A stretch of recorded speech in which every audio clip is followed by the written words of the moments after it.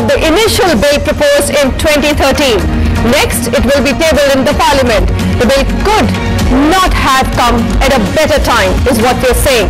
There's a complete trust deficit today amongst home buyers, and the industry is already paying a hefty price with rapidly falling sales. On today's special show, we will examine the provisions of the bill to seek answers to the burning question: does the bill protect lakhs of home buyers across the country who face the brunt of one-sided agreements and shoddy product delivery?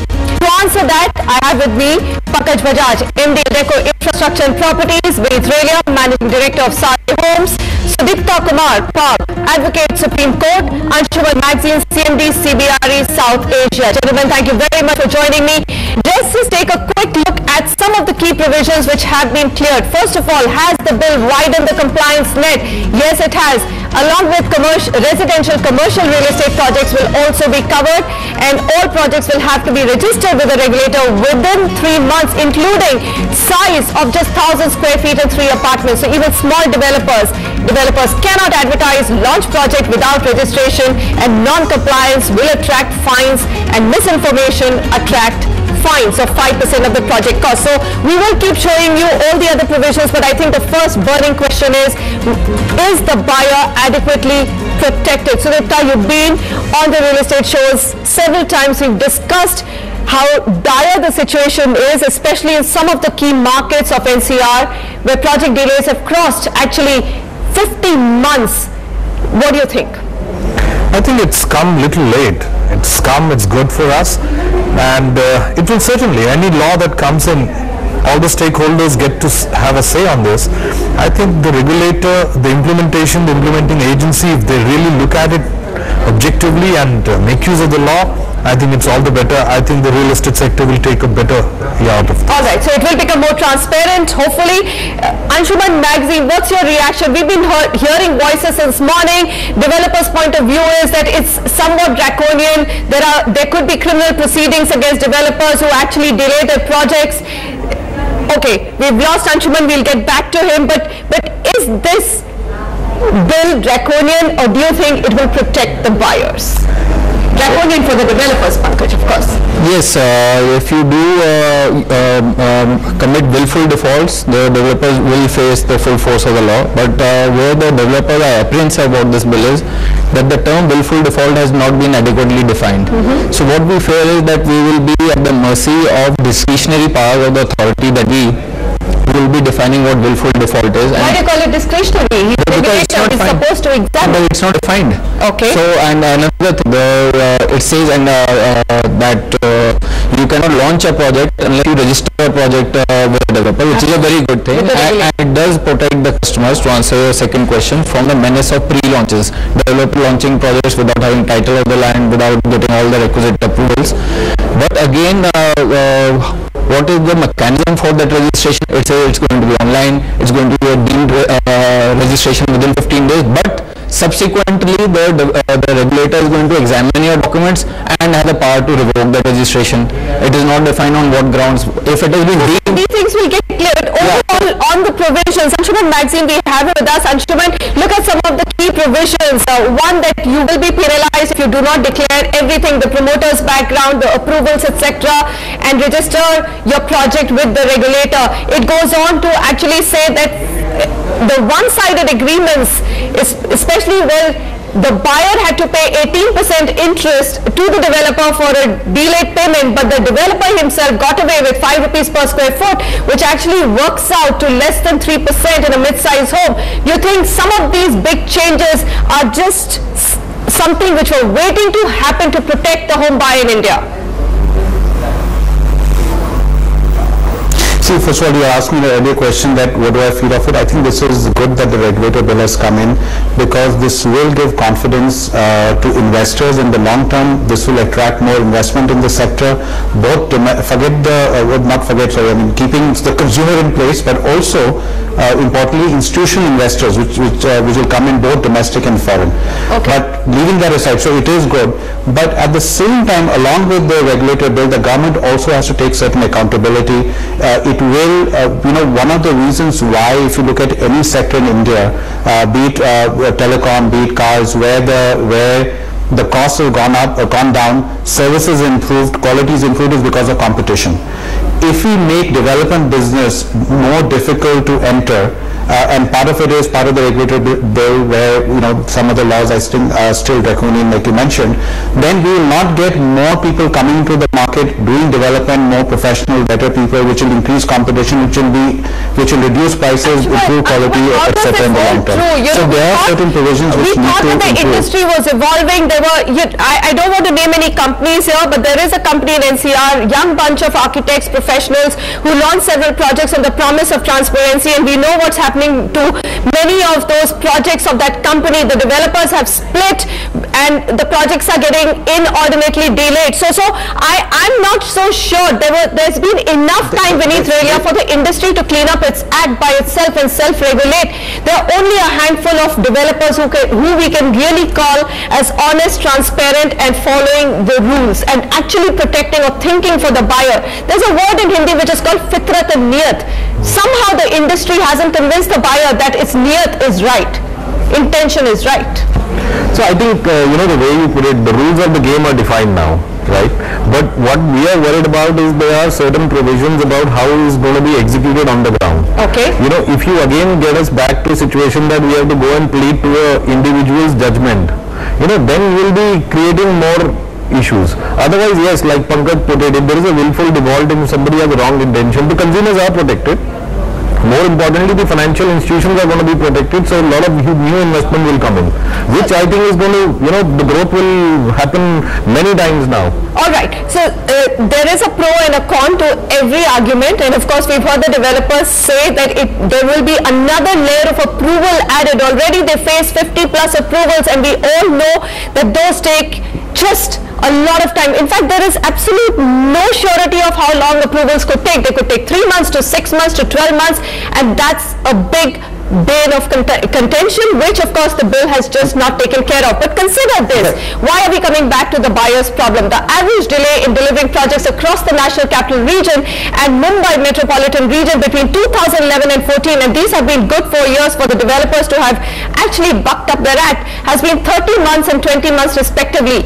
Mind you, these are averages and actually mellow the nasty buyer experience by months in some cases. In MMR, there are 2.7 lakh units which have been substantially delayed and are under construction. In NCR, the number is 3.8 lakhs and the all India total adds up to 10 lakhs. So something's definitely wrong. How much of it is willful, how much of it is because of approval delays, there is no number to it. But hear out this buyer. We've got Amit Chauhan. He's been battling with one of the new developers who came with the promise of actually delivering in time, and all the projects are stuck. Amit, you have a question for the panel here, and what are your own concerns or positive reactions to the bill? Manisha, first of all, the buyers welcome some progress in this regard, but I think builder lobby has its way. I have two questions to the expert on this panel. Number one is, do you think maintaining only 50% in escrow account is the solution? We buyers are very disappointed with this. Almost all builders have a habit of diverting money to other businesses. While we suffer endless delay, they become land sharks. I'll give you one example. Recently, if you talk about my builder only, they are running 7 projects currently. All of them are delayed. Now this builder changes his name and buy land worth 2,300 crore rupees. So all the money that was collected from our projects is diverted. Okay. Question is, who would stop this nuisance? Okay, so we got the question. So that is the big question here. We are saying, all right, some of the new developers who are coming, they're young, they're professional, they will not work in the same manner, but a lot of that has got actually shattered in the last few months. You heard of Amit, we don't want to name any companies here, but there has been a case of some sort of willful default at that end. The escrow money, or the money which has to be put in escrow account, in the initial bill proposed was 70%. That has got diluted to 50%. Do you think it's got diluted too much? See, we'll have to, it's very difficult to come out with a figure whether 70 is good enough or 50. I think... Will it prevent developers from now diverting funds from the current project which they're supposed to build with the buyer's money to other land acquisition businesses? I think he has the right to take away some amount of money, that's for sure. But the thing is, no, I look at it slightly differently. The whole bill was actually hijacked, or a lot of, you can say, it stopped on this issue. The very fact that it has subliminally told people is that the builders wants to take away their money beforehand. If a builder is not left with any financial interest in the project, if he is not left with any money left in the business, he is going to put these projects into trouble. Okay, so Pankaj, there's a point here. The 50%, 70%, I do know that in the housing industry, developers just wore down the officials on this point. They said, look, we will not accept 70%, and everybody is smiling, so we do know we've got a senior correspondent following the housing industry. Why not 50%? Only 50% of the buyer's money he's paying for a full product. Only 50% of his money is asked to be kept on the escrow account. 50% you still can take it out and pay for the land, etc. In fact, I believe that 70% was the right number, because now with 50% developers don't have any skin in the game left. First up, let me refute the contention that we were against the escrow mechanism. We are not against the mechanism. We wanted to dilute the percentage. See, what is happening is 50% is an average percentage across projects, across locations. If you are doing a development in South Mumbai, now land is going to constitute 80% of the cost there, and the construction is going to be another 10%, and the balance 10% would be the overheads or the profits or whatever. So in such cases, why 50%? The builder already invested 80%. In other cases, let us say a project is nearing completion and you are going to buy in a building which is going to be given possession of in the next 6 months. Why 50% is already invested in the land? And I buy that argument. So 50% is an average across the board. Pankaj, in India, and that's the beauty of this Indian market, or the bane of this Indian real estate market. It is the only market where the buyer starts buying on paper. That's not true. It happens across the world. It happens in Dubai. It happens everywhere. Off-plan sales. In most markets, in Singapore to US, you actually buy when the product is ready. Am I wrong about that, Julie? No, I think, like for example, you mentioned Dubai. Dubai, what happens is earlier you had pre-launches. Now the regulator is in. Okay, sorry. So he mentioned Dubai. Now they have a regulator in place. So before you launch, what you have to do is you have to award the contract. You have to submit a bank guarantee. So it's like once you have your skin in the game, then you are allowed to launch. But they are all off-plan sales. 30%. It's only China. Yeah, it's only mainly China which practices that model of when the house is built, then the sales start. Even in the US. US, the market is saturated over here. Alright, okay, so there are some markets like Dubai which are way more shallower and way much more tinier than Indian real estate market as of today. 50% is a big improvement over where we are, and I do hope that it's going to prevent a lot of developers from diverting. Okay, so all of you agree that escrow account requirement was absolutely necessary. Anshuman, do you agree that, okay, it's got diluted from 70 to 50%, but ensuring the developer keeps 50% of the money that he takes from the buyers in an escrow account to be used for that project is perhaps one of the biggest positives of this bill? Absolutely agree with Manisha, because we are arguing 50 and 70%. I think 50% itself is a big relief. So imagine if I'm putting money in a project and I know 50% will be there. Because you should also see the cost of financing, the cost of money in India is very high. If you're keeping 70%, it is just going to escape the cost, and it is very, and like any other business, if you are manufacturing a car or something, you don't tell that auto industry that how much do you keep or do you take out. But I agree that this is very important. There's money in escrow. This will really make sure there's anybody unscrupulous, the risk goes down, and I'm happy with 50% because right now it's zero, Okay, fair enough. Now the other provision, which at least from a buyer's perspective I think is a big positive, Sudipta, and you may tell me whether you agree, is the carpet super area debate.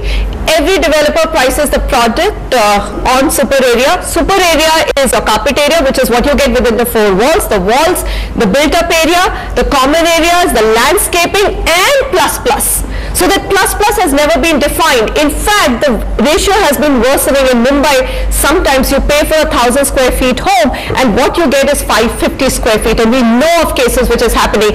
So the regulator now says you can only sell on carpet area. Is this the big plus or not? I think this is a way to standardize things, and it's very nice that different schemes will have flats of same size, but the additional facilities or the amenities of that project will possibly make the project a little more expensive. The same apartment in a better project or maybe with more amenities is going to cost more. As long as I know what I'm paying for. Vineet, is that the right argument? Because for the longest time, developers just refused to agree to that clause. They said, why? We're giving so many amenities. The luxury project will, of course, have more loading. We get it. But why can I not know what am I paying for the four walls and the space that I get, and what am I paying for the rest of the amenities, and what is plus plus? See, I think the way we look at it, every brochure, every sale would have the layouts defined, the rooms defined, the measurements defined there. So if a user finally, when he takes his possession, he can measure them. There is always a super area because the components keep on adding. Why this reluctance of not selling on carpet or not defining the price? We can sell it on carpet. The prices will go up because the amenities you want, the clubs you want, the firefighting norms keep changing, underground parkings keep getting added up. All those have to be added into the cost. No? Okay. So somewhere ultimately it's the whole product. It's so not only that within the wall. If the bill does get passed, I think the change talks about the disclosure. It's more about the disclosure. So the disclosure is very, very important. The customer has to know, even if he's paying 1,000 for a 500, but he should know the rooms he'll get is only 500. So you're saying that right now you don't have to sell on carpet area, you only have to disclose the carpet area. You can still continue to sell or price the product on super area. Yes, it's going to be like, I'm going to sell you an apartment for 50 lakh rupees. The super area which is 1,000 square feet.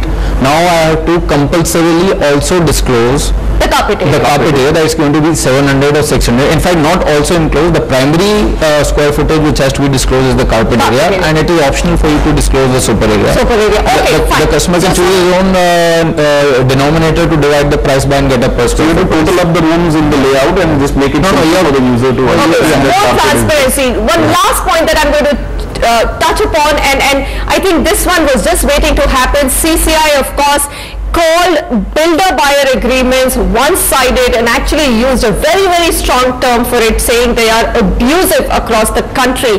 Now, I've had several arguments from developers on why they're not one-sided, but none of them have managed to convince me. Anshuman, can you convince me that builder-buyer agreements were fair to some extent, or they were, as CCI said, extremely one-sided and lopsided so far? So now you need a model buyer agreement, and the developer agreement will have to be very close to that. I think CCI may have not seen the builder-buyer agreements of 15 years back when it was completely one-sided. So I would say there is a significant improvement in what you call builder-buyer agreements. I remember 10-15 years back, even if the developer delayed the project, the penalty had to be paid by the buyer. So many things were not happening, and there was nothing the consumer could do before. So if CCI had seen that and seen now, I'm sure they have been happier, which does not say that today's what you call contract or the builder-buyer agreement is perfect. I'm sure there's an improvement. But I do see for the larger developers, they have now, there are builder-buyer agreements where there's a delay in the project they'll pay in. But certainly there could be more improvement on those agreements. But what I've seen over the years already, it is much better, and I'm sure with CCI and the regulator and so much attention towards this, and with competition increasing in the market, because I think we don't give enough credit to market forces. In the past, if you looked at any city, there was hardly any option a consumer had. Today, when the market is down, there are many other projects, so the consumer has a better say, the consumer is more aware, and they can negotiate a better just read out the figures of how aware the consumer is, and still projects are not getting diluted. I'm sorry to interject and intervene. But Sudipta, are the builder buyers? Has competition? Of course competition has. What has it done? We know who the good developers are, for sure. The delivery track record, and only the good developers come for all our debates and discussions, because the rest of them do not want to come. So that's another proof. They become the voice of the industry, but there's very little which is actually giving them support other than their own performances and their own project performances. Isn't it true? It's true. And secondly, as far as this builder-buyer agreements or any agreement for that matter is concerned, there are two kinds of interpretation: a plain reading by a general person and the legal interpretation of that is very different. At times we find that a particular clause of an agreement might sound very, very balanced, but when it's actually interpreted in the court of law, it's completely towards the side of a builder. So that has been our experience over the years, and we have seen that every time the court has to hammer it down with certain laws to say that you could not have done this, or the interpretation could not have been like this. See, the thing is... So it is one-sided. Yes. And you think what the bill has done is a positive step. It is. It will have a model buyer-seller agreement, and developers will have to ensure that their agreements are close to that. Gentlemen, thank you very much for joining me. We can go on this discussion, but I think that if you just look at the figures of what has happened to sales and how they have slumped, the inventory overhangs, which is at the rate at which a unit is sold, at current rate of absorption in the NCR market, that number has crossed 50 months. Unsold units have just touched 3 lakh in number. That just tells you that there is a downturn, and this downturn in India's real estate is a harsh consequence of some of the business practices by not just developers but also state authorities who use real estate as the best way to earn under the table money. So I'm going to conclude there that it's not just the developers. A lot needs to be fixed in the system, and the regulator bill is just the beginning of that process. Thanks very much for joining me. We can only hope that the bill approved by the Union Cabinet must be passed by the Parliament if the buyer confidence has to be restored.